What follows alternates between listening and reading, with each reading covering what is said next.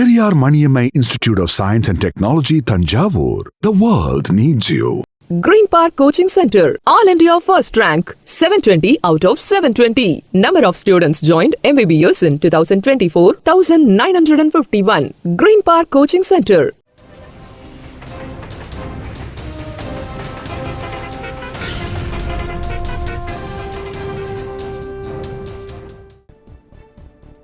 புதுக்கோட்டை மாவட்டம் ஆலங்குடி அருகே செரியலூர் கரம்பக்காடு முத்துமாரியம்மன் கோயில் வைர தேரோட்ட திருவிழா வெகு விமரிசையாக நடைபெற்றது. கீரமங்கலம் அருகே உள்ள செரியலூர் கரம்பக்காடு முத்துமாரியம்மன் கோயில் திருவிழா கடந்த வாரம் காப்பு கட்டுதலுடன் தொடங்கியது. முக்கிய நிகழ்வான தேரோட்ட திருவிழா நேற்று நடைபெற்றது. மா, பலா, வாழை என முக்கணிகள் மற்றும் வண்ண தோரணங்களால் அலங்கரிக்கப்பட்ட வைரத்தேரில் அம்மன் வீற்றிருக்க வான வேடிக்கைகளுடன் மேளதாளங்கள் முழங்க தேரோட்ட திருவிழா வெகு விமரிசையாக நடைபெற்றது. இதில் ஆயிரக்கணக்கானோர் கலந்து கொண்டு தேரை வடம் பிடித்து இழுத்து வழிபட்டனர்.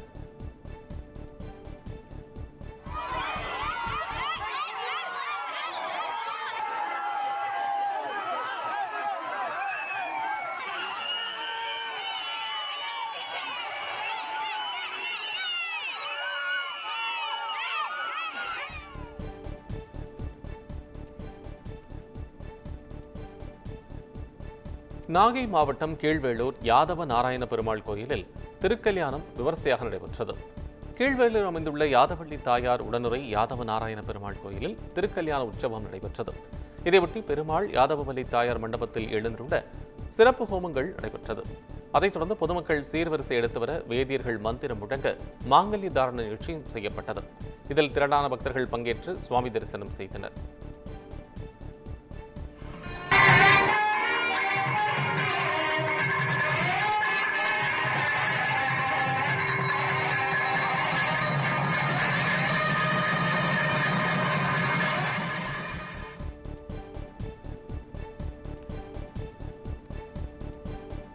மயிலாடுதுறை அருகே திரௌபதி அம்மன் கோயில் 8ஆம் ஆண்டு தீமிதி திருவிழா வெகு விமரிசையாக நடைபெற்றது. தரங்கம்பாடி அடுத்த கழனிவாசல் கிராமத்தில் அமைந்துள்ள இக்கோயிலில் 8ஆம் ஆண்டு தீமிதி திருவிழா கடந்த 5ஆம் தேதி கொடியேற்றத்துடன் தொடங்கியது. அதனைத் தொடர்ந்து வில்வளைப்பு, திரௌபதி அம்மன் திருக்கல்யாணம், கிருஷ்ணன் தூது, அரவான் பலியிடுதல், கர்ணமோட்சம் என்ற வரலாற்று சிறப்புமிக்க நிகழ்வுகள் நாள்தோறும் நடத்தப்பட்டன. விழாவின் முக்கிய நிகழ்வான தீமிதி திருவிழா நேற்று விமரிசையாக கொண்டாடப்பட்டது. இதையொட்டி காப்பு கட்டி விரதம் வந்த நூற்றுக்கணக்கான பக்தர்கள் அக்னிகுண்டத்தில் தீமிதித்து நேர்த்திக்கடன் செலுத்தினர்.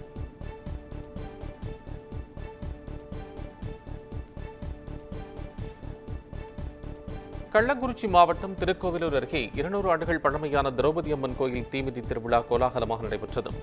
திருக்கோவிலூர் அருகே குலதீபமங்கலம் கிராமத்தில் உள்ள 200 ஆண்டுகள் பழமையான தர்மராஜா திரௌபதி அம்மன் கோயில் திருவிழா கடந்த 2ஆம் தேதி கொடியேற்றத்துடன் தொடங்கியது. திருவிழாவின் முக்கிய நிகழ்வான தீமிதி உற்சவம் நேற்று விமரிசையாக நடைபெற்றது.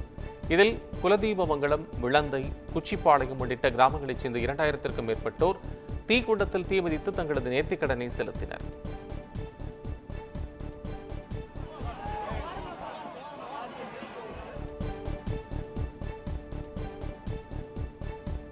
திருநெல்வேலி மாவட்டம் அம்பாசமுத்திரம் அருகே வனத்துறையினர் வைத்திருந்த கூண்டில் கரடி சிக்கியது. மணிமுத்தாறு சுற்றுவட்டார பகுதிகளில் கரடி ஒன்று சுற்றித் திரிந்ததால் பொதுமக்கள் அச்சமடைந்தனர். இதையடுத்து கரடியை பிடிக்க மணிமுத்தாறு தங்கம்மன் கோயில் பகுதியில் வனத்துறை சார்பில் கூண்டு வைக்கப்பட்டது. கடந்த சில வாரமாக கூண்டில் சிக்காமல் கரடி போக்கு காட்டி வந்த நிலையில் இன்று அதிகாலையில் வனத்துறை வைத்த கூண்டில் கரடி சிக்கிக் கொண்டது. இதையடுத்து சம்பவ இடத்துக்கு சென்ற கால்நடை மருத்துவர்கள் கூண்டில் இருக்கும் கரடிக்கு மயக்க ஊசி செலுத்தினர். தொடர்ந்து கூண்டில் சிக்கிய கரடியை வனப்பகுதிக்குள் கொண்டு செல்லும் நடவடிக்கைகளில் வனத்துறையினர் ஈடுபட்டு வருகின்றனர்.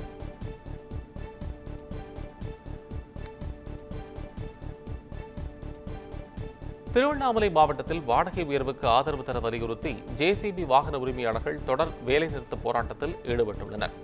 டீசல், உதிரி பாகங்கள், புதிய வாகன விலை உயர்வு உள்ளிட்டவற்றால் ஜேசிபி வாகனத்தின் வாடகை உயர்த்தப்பட்டுள்ளதாக அதன் உரிமையாளர்கள் தெரிவித்துள்ளனர். இதனால் பொக்லைன் வாகனத்தில் வாடகை மணிக்கு 2500 ரூபாய் என்றும் அடுத்த 1 மணி நேரத்திற்கு 1500 ரூபாய் என்றும் கட்டணம் நிர்ணயம் செய்யப்பட்டுள்ளதாக தெரிவிக்கும் அனைத்து பொக்லைன் இயந்திர உரிமையாளர்கள் வாகன கட்டணம் உயர்விற்கு ஆதரவு அளிக்க வலியுறுத்தி 3 நாள் தொடர் வேலைநிறுத்த போராட்டத்தில் ஈடுபட்டுள்ளனர். இதனால் வேங்கிக்காலில் உள்ள ஜேசிபி அலுவலகம் எதிரில் பொக்லைன் இயந்திரங்கள் வரிசையாக நிறுத்தி வைக்கப்பட்டுள்ளன.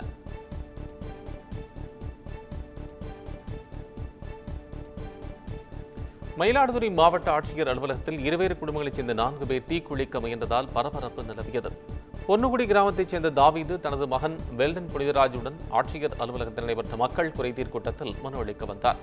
அப்போது தான் மறைத்து வைத்திருந்த பெட்ரோலை உடல் மீது ஊற்றி தற்கொலைக்கு முயன்றார். இதனை கண்ட போலீசார் அவர்களை தடுத்து நிறுத்தி விசாரணை செய்ததில் ஆதிதிராவிட நலத்துறையால் வழங்கப்பட்ட வீட்டுமனைகளை பட்டாவை வேறு நபருக்கு வழங்க அதிகாரிகள் முயல்வதாக குற்றம் சாட்டினார்.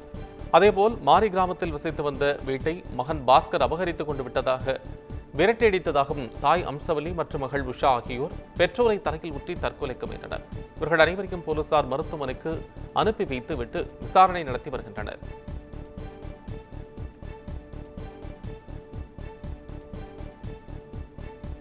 திருவள்ளூர் மாவட்டம் பழவேற்காட்டில் இளம்பெண்ணிற்கு பாலியல் தொந்தரவு அளிக்க என்ற புகாரில் சிறப்பு படை காவலர் கைது செய்யப்பட்டுள்ளார். நடுவர் மாதாகுப்பம் மீனவ கிராமத்தில் இரு தரப்பினரிடையே ஏற்பட்ட மோதல் காரணமாக அங்கு காவல்துறையினர் பாதுகாப்பு பணியில் ஈடுபட்டு வருகின்றனர். இந்நிலையில் அப்பகுதியில் நள்ளிரவில் வீட்டில் தனியாக இருந்த இளம்பெண்ணிடம் சிறப்பு படை காவலர் சுதாகர் தவறாக நடக்க முயன்றதாக கூறப்படுகிறது. இது தொடர்பாக விசாரணை நடத்திய பொன்னேரி அனைத்து மகளிர் காவல் நிலைய போலீசார் சிறப்பு படை காவலர் சுதாகரை கைது செய்து சிறையில் அடைத்தனர்.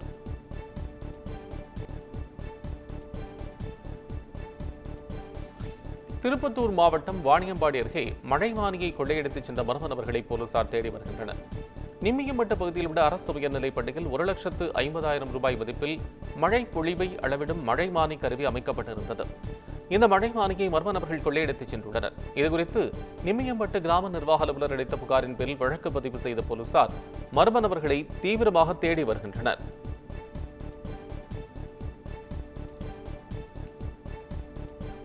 மலேசியாவில் உயிரிழந்த கணவரின் உடலை மீட்டுத் தரும்படி அவரது மனைவி திருச்சி மாவட்ட ஆட்சியர் அலுவலகத்தில் கோரிக்கை மனு அளித்துள்ளார்.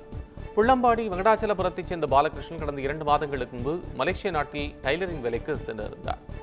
இந்த நிலையில் 2 நாட்கள் முன்பு அவருக்கு மாரடைப்பு காரணமாக உயிரிழந்ததாக சக தொழிலாளர்கள் அவரது மனைவி சாந்தியிடம் தகவல் தெரிவித்துள்ளனர். இதனை கேட்டு அதிர்ச்சியடைந்த சாந்தி தனது கணவர் இறப்பில் மர்மம் இருப்பதாகவும் அவரது உடலை சொந்த ஊருக்கு கொண்டுவர நடவடிக்கை எடுக்க வேண்டும் என்றும் மாவட்ட ஆட்சியர் அலுவலகத்தில் 2 மகள்களுடன் வந்து கண்ணீர் மல்க கோரிக்கை வைத்துள்ளார்.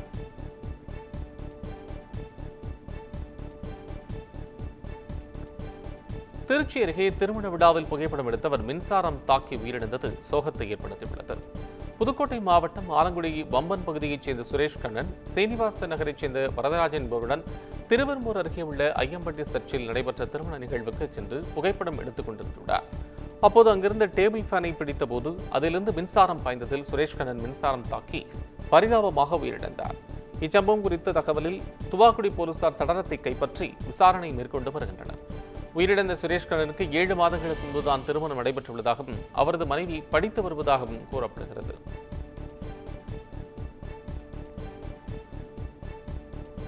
அரியலூர் மாவட்டம் ஜெயங்கொண்டம் அருகே சாலையை சீரமைத்த தரக்குறி இளைஞர் ஒருவர் நூதன போராட்டத்தில் ஈடுபட்டார். மீன் சுருட்டியிலிருந்து கல்லாத்தோர் செல்லும் சாலை மிகவும் சேதமடைந்து குண்டும் குழியுமாக காட்சியளிக்கிறது. இதனை சரி செய்து கொடுக்க வலியுறுத்தி அப்பகுதி மக்கள் பல்வேறு கட்ட போராட்டங்களை நடத்தி வருகின்றனர். இந்த நிலையில் மீன் சுருட்டி கல்லாத்தூர் சாலையை மாநில நெடுஞ்சாலையாக தரம் உயர்த்த கோரியும் சாலையை அகலப்படுத்த சீரமைப்பு தர வலியுறுத்தியும் குண்டவெளி கிராமத்தைச் சேர்ந்த செல்வகுமார் என்பவர் சாலையில் தேங்கிய மழைநீரில் குளித்து நூதன முறையில் போராட்டத்தில் ஈடுபட்டார்.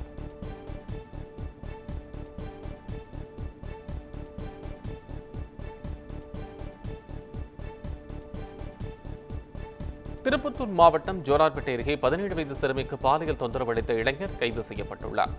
சின்ன வெங்காயப்பள்ளி குறும்பர் தோட்டம் பகுதியைச் சேர்ந்த கோபால் அதே பகுதியைச் சேர்ந்த உறவினரின் 17 வயது மகளுக்கு பாலியல் தொந்தரவு அளித்ததாக கூறப்படுகிறது. இதுகுறித்து பாதிக்கப்பட்ட சிறுமியின் தந்தை அளித்த புகாரின் அடிப்படையில் கோபாலை போலீசார் போக்சோ சட்டத்தின் கீழ் கைது செய்து சிறையில் அடைத்தனர்.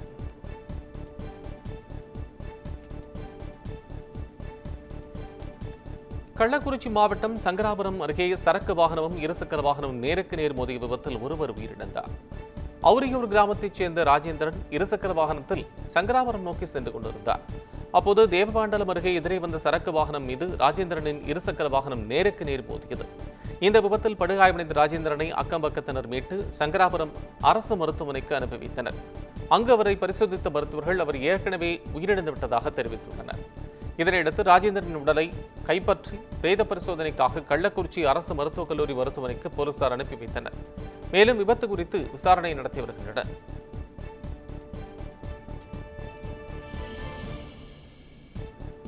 கன்னியாகுமரி மாவட்டம் அரமனை அருகே சாலையோர பள்ளத்தில் கவிழ்ந்து கார் விபத்துக்குள்ளானது. புண்ணியம் பகுதியில் நடந்த திருமண விழாவில் பங்கேற்பதற்காக வந்த இளைஞர்கள் தங்களது சொகுசு காரை சாலையோரம் நிறுத்திவிட்டு சென்றுள்ளனர். பின்னர் நிகழ்ச்சியை முடித்துவிட்டு வீடு திரும்புவதற்காக வந்த இளைஞர்கள் காரை முன்னோக்கி இயக்குவதற்கு பதிலாக பின்னோக்கி இயக்கியுள்ளனர். இதனால் கார் சாலையோர பள்ளத்தில் கவிழ்ந்து விபத்துக்குள்ளானது. இந்த விபத்தில் இளைஞர்கள் 4 பேரும் அதிர்ஷ்டவசமாக உயிர் தப்பினர்.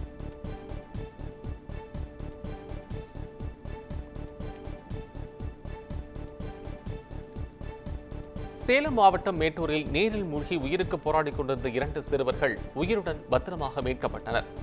காடையாம்பட்டி பகுதியில் கூட்டு குடிநீர் திட்ட குழாயில் உடைப்பு ஏற்பட்டு கடந்த 10 நாட்களாக தண்ணீர் வெளியேறி வருகிறது. இந்த நிலையில் மேட்டூர் ஆஸ்பத்திரி காலனியைச் சேர்ந்த சிறுவர்கள் லத்திச் செழியன் மற்றும் ருத்திக் செழியன் தண்ணீர் வெளியேறி வரும் பள்ளத்தில் தவறி விழுந்து உயிருக்கு போராடிக் கொண்டிருந்தனர். இதனை கண்ட அப்பகுதியினர் சிறுவர்கள் இருவரையும் மீட்டு சிகிச்சைக்காக மருத்துவமனையில் அனுமதித்தனர். இச்சம்பவம் குறித்து போலீசார் விசாரணை நடத்தி வருகின்றனர். தண்ணீரை அடைக்க நடவடிக்கை எடுக்காமல் குடிநீர் வடிகால் வாரிய அதிகாரிகள் அலட்சியமாக செயல்படுவதால் விபத்து ஏற்பட்டதாக பொதுமக்கள் குற்றம் சாட்டுகின்றனர்.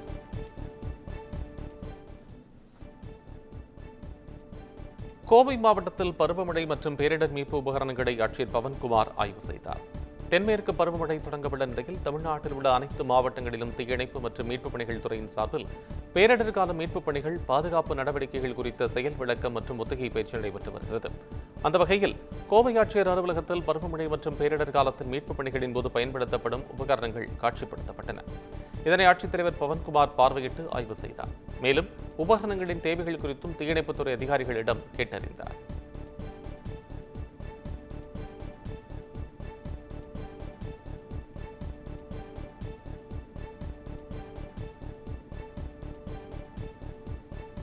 திருப்பத்தூர் மாவட்டம் வாணியம்பாடி அருகே பட்டப்பகலில் வீட்டின் பூட்டை உடைத்து 20 சவர நகைகளை கொள்ளையடித்த மூதாட்டி கைது செய்யப்பட்டார். வளையாம்பட்டு பகுதியைச் சேர்ந்த முனுசாமி என்பவர் கடந்த 16ஆம் தேதி குடும்பத்துடன் வெளியே சென்றுவிட்டு வீடு திரும்பிய போது வீட்டின் பின்பக்க கதவு உடைக்கப்பட்டு உள்ளே நுழைந்து பீரோவிலிருந்து 20 சவர நகைகள் மற்றும் 14,000 ரூபாய் ரொக்கம் கொள்ளையடிக்கப்பட்டிருந்தது தெரியவந்துள்ளது. இதுகுறித்த புகாரை அடுத்து போலீசார் தடயங்களை சேகரித்து விசாரணை மேற்கொண்டனர். இந்த விசாரணையில் கொள்ளையில் ஈடுபட்டது முனுசாமியின் பக்கத்து வீட்டில் வசிக்கும் மூதாட்டி கீதா என்பதும் தெரியவந்தது. இதையடுத்து அவரை கைது செய்த போலீசார் அவரிடம் விசாரணை மேற்கொண்டு வருகின்றனர்.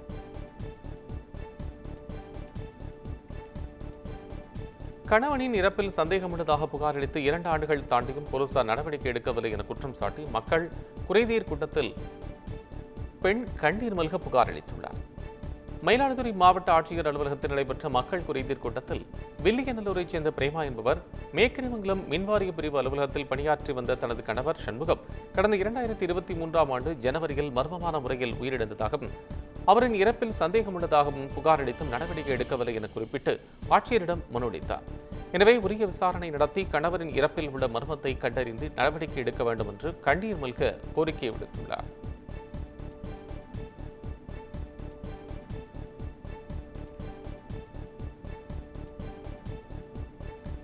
நெல்லை மாவட்டம் வள்ளியூர் டாஸ்மாக் கடைகளில் இரவு நேரங்களில் மது விற்பனை நடைபெறும் வீடியோ ஒன்று வெளியான நிலையில் இது தொடர்பாக ஒருவர் கைது செய்யப்பட்டுள்ளார். வள்ளியூர் பகுதியில் உள்ள டாஸ்மாக் கடைகளில் இரவு 10 மணிக்கு மேல் திருட்டுத்தனமாக மது விற்பனை நடைபெறுவதாக குற்றச்சாட்டு எழுந்தது. 2 தினங்களுக்கு முன் வள்ளியூரிலிருந்து ஏற்பாடு செல்லும் சாலையில் உள்ள டாஸ்மாக் கடையில் ஒருவர் இரவு 11 மணிக்கு மது வாங்கும் வீடியோ சமூக வலைதளங்களில் வைரலானது.